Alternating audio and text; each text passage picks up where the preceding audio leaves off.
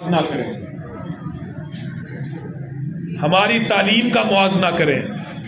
ہمارے کردار کا موازنہ کریں،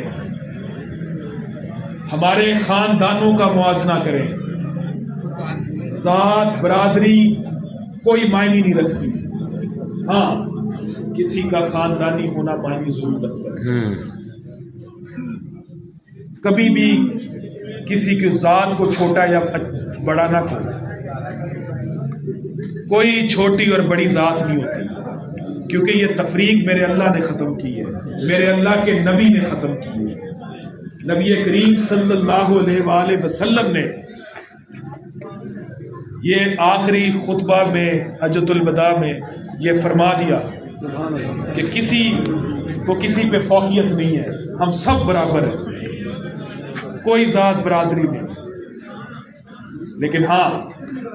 حسب نسب ضرور میرے نبی نے بھی بیان